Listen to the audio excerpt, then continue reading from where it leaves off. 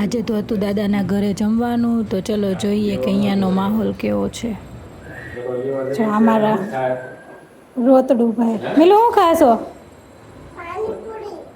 કાચી પૂરી.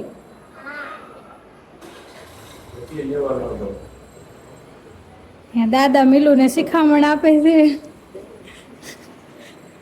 મામા ફોન ઘુમાડવામાં વ્યસ્ત છે.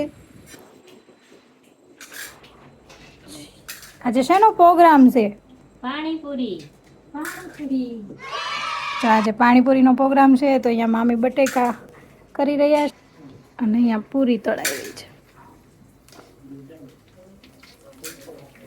તો ગાઈઝ આજે મસ્ત મજાનો દાદાના ઘરે પાણીપુરીનો પ્રોગ્રામ છે અને પૂરી જો તળાઈ રહી છે, તો આવી જાવ જમવા.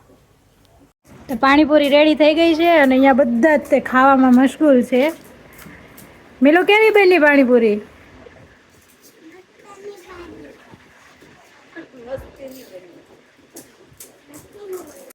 ચલો હવે હું પણ ટેસ્ટ કરી લઉં કે કેવી બની છે પાણીપુરી.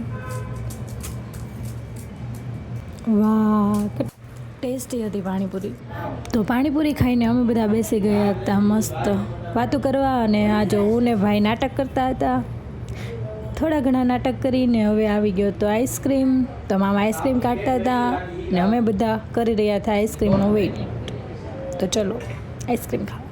આ ભાઈને જો અમારે કે એને આઈસ્ક્રીમ ખાવાની મોજ નહોતી, પણ બધાને દેવા માટે રોતો હતો. જોઈ લો.